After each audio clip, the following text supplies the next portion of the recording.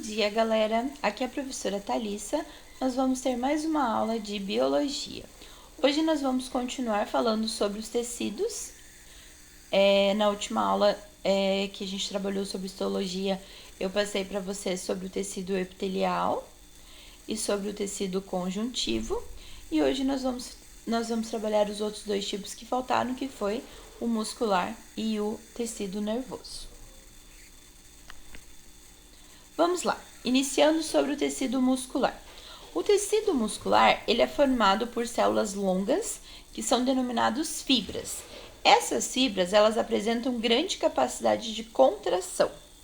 A capacidade de contração é garantida pela presença de filamentos citoplasmáticos específicos nessas células. As fibras ou células musculares são responsáveis pelo movimento, pela locomoção, movimentos corporais, expressões faciais, batimentos cardíacos e movimentação dos órgãos internos, entre outros. Aqui nós temos como que são classificados o tecido. O tecido muscular ele é classificado em 3 tipos. Existe o tecido muscular estriado esquelético, tecido muscular estriado cardíaco e tecido muscular liso. Vamos lá, gostaria que vocês destacassem, anotassem aí as principais características que são muito importantes sobre esse assunto. Então, o tecido estriado esquelético, ele reveste o esqueleto, entre aspas, o que a gente chama de carne, né? Então, ele está revestindo os ossos e é responsável pelos movimentos corporais e também pela locomoção. Ele apresenta estrias, que são esses risquinhos aqui na transversal, né? Por isso que é chamado de estriado. Ele apresenta estrias. Ele tem vários núcleos, então cada célula possui vários núcleos, portanto ele é chamado de polinucleado. E a contração é voluntária. Por exemplo, eu decido contrair minha perna, meu braço.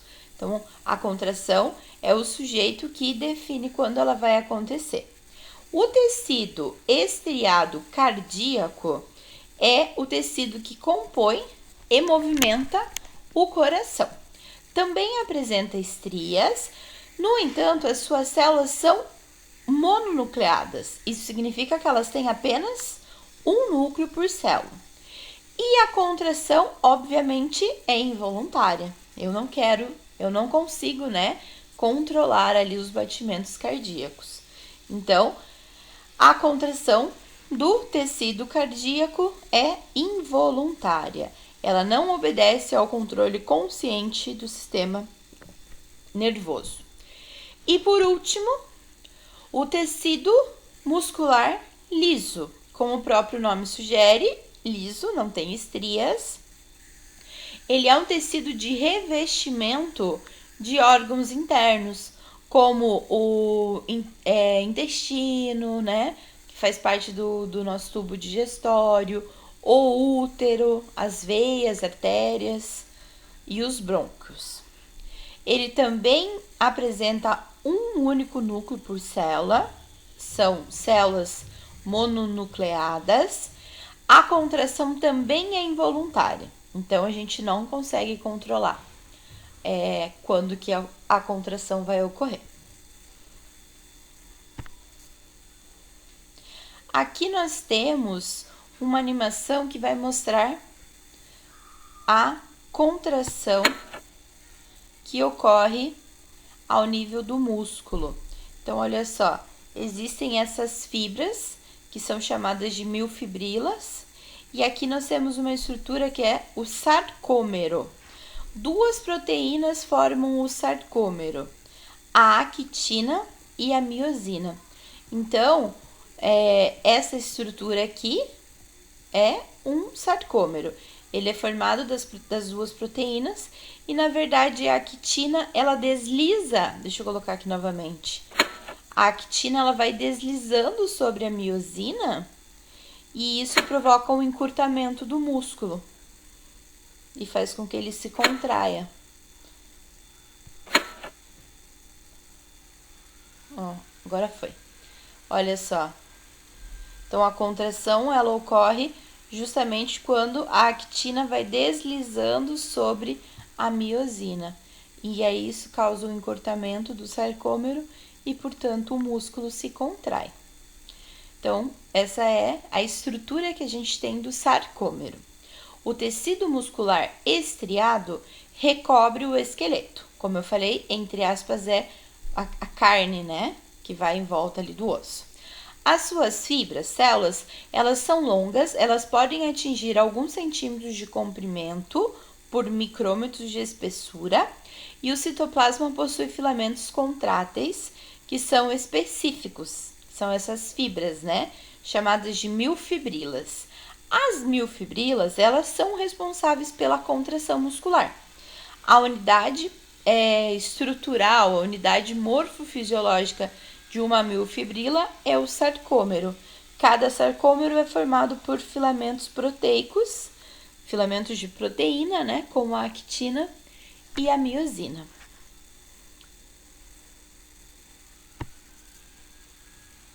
E agora a gente vai falar sobre o sistema nervoso. Se algum dia eu fosse fazer medicina, essa é a área que eu ia me especializar, porque realmente o cérebro é incrível. E o funcionamento, né, do nosso sistema nervoso é algo incrível e bastante interessante. Então, nós vamos falar um pouquinho mais sobre ele.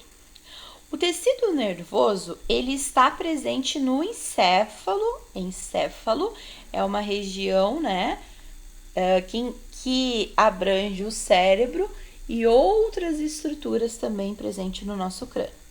Então, o tecido nervoso envolve o encéfalo, a medula espinhal e os nervos que irradiam pelo nosso corpo. O sistema nervoso, ele é constituído pelos neurônios, que são capazes de gerar e transmitir impulsos nervosos pelas chamadas células glia. Cada neurônio, ele é composto, isso aqui é importante. Cada neurônio, então, apresenta a seguinte estrutura. Ele apresenta um corpo celular, que é essa parte mais arredondada, onde tem o núcleo, os dendritos, que são prolongamentos, e ainda o axônio. O axônio aqui, ó, essa parte vermelhinha, que vai fazer a ligação entre um neurônio e outro. Então, repetindo, cada neurônio é composto por corpo celular, onde estão presentes núcleo e organelas. Do corpo celular projetam-se prolongamentos, que são os denominados dendritos, e um prolongamento fino, geralmente mais longo, que é chamado de axônio. Boa parte dos nossos neurônios apresenta o axônio envolvido por uma bainha de mielina, que é produzida a partir das células glia, como, por exemplo, nos oligodendrócitos do sistema nervoso central, ou pelas células de Schwann, no sistema nervoso periférico. Então, olha só, o neurônio apresenta corpo celular, dendrito e axônio, e o axônio ele é revestido por essa bainha de mielina, que ela é como se fosse uma membrana ali que protege o axônio, justamente porque quando ele vai conduzir esse impulso nervoso, igual um fio, né? Se tiver desencapado, ele pode dar choque ou entrar em curto. Então, seria basicamente a mesma analogia com o axônio, que é revestido pela bainha de mielina, para evitar, entre aspas, esse curto-circuito. Aqui nós temos o sentido de propagação do impulso elétrico. Como vocês podem observar, ele parte do dendrito para o corpo celular, ó, dendrito, corpo celular, axônio. Esse é o sentido de propagação do impulso nervoso. Dendrito para o corpo celular e aí para o axônio. O tecido nervoso, ele tem como principal característica a passagem de informações que se processa ou se propaga de um neurônio a outro. na forma de impulsos elétricos, também chamados de impulsos nervosos. A passagem dessas informações pelos neurônios se dá sempre obedecendo o mesmo sentido. Outra coisa que é importante, né? Vocês que estão assistindo a videoaula, é legal que vão anotando, né? Fazendo um resuminho dos principais pontos. E isso é importante. Quando eu digo que isso é importante é porque eu costumo cobrar na prova. O sentido de propagação é dendrito, corpo celular e axônio. Aí existe, como é que eu vou explicar isso? Observem aqui, entre um neurônio e outro, existe aqui um espaço entre eles, certo? Essa transmissão de informações, de impulsos nervosos, é o que a gente chama de sinapse, com S. Sinapse seria a condução desses impulsos nervosos. E quando a informação chega aqui, existe uma fenda, que é chamada de fenda sináptica, entre aspas, como se fosse um buraco entre um neurônio e outro. O que vai acontecer? Essa informação, se ela simplesmente cair aqui nessa fenda, ela vai se perder. Então, para fazer a ligação e continuar mandando, né, para fazer com que essa mensagem chegue até o outro neurônio, existem substâncias químicas aqui, que são os neurotransmissores. Então, eles fazem o elo, eles fazem uma ponte, literalmente uma ponte, entre um neurônio e outro. Gente, isso é muito importante. Já foi comprovado que doenças como mal de Parkinson, falta de dopamina, que é um neurotransmissor, então justamente não vai fazer a ponte entre um neurônio e outro, então a informação acaba se perdendo e aí vai ter todos os sintomas da doença. Então, mal de Parkinson seria isso, é a falta de dopamina, que é o neurotransmissor nas fendas sinápticas dos neurônios.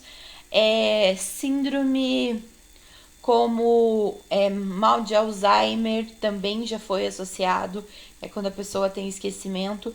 Inclusive, já tem pesquisas que mostram que até mesmo a depressão poderia ser causada pela falta de neurotransmissores. Neurotransmissores, como eu falei, são mensageiros químicos, né? São hormônios e eles realizam funções específicas. No caso aqui, é conduzir informação de um neurônio a outro. Então, existem vários neurotransmissores. Dopamina, serotonina, né? Serotonina é o hormônio associado à felicidade, ao prazer.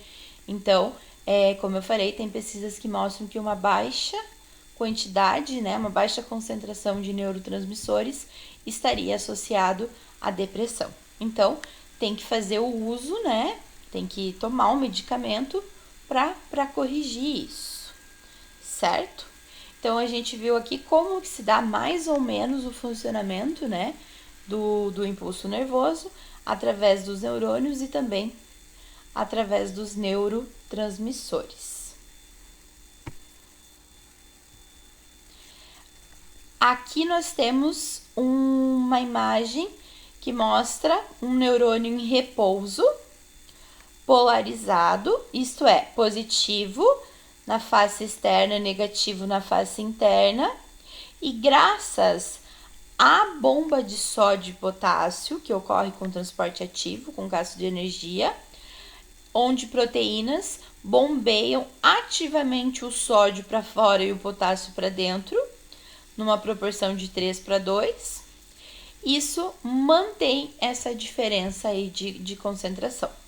Quando o neurônio for estimulado, forma-se um impulso nervoso que se propaga ao longo do neurônio, no sentido do dendrito para o axônio, conforme a gente já viu a animação anterior. Note que ocorre a despolarização, uma inversão de polaridade, em um pequeno trecho da membrana do axônio.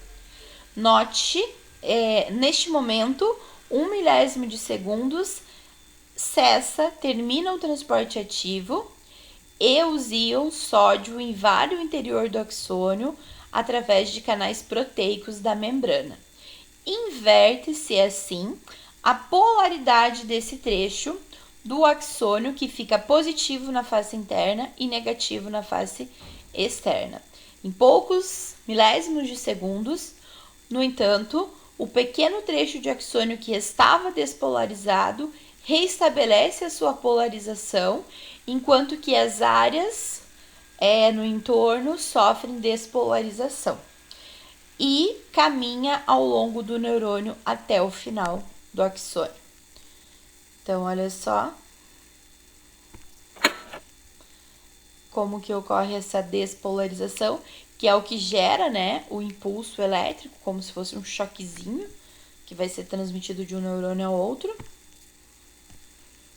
E aqui nós temos neurônios mielinizados, com condução de impulsos nervosos.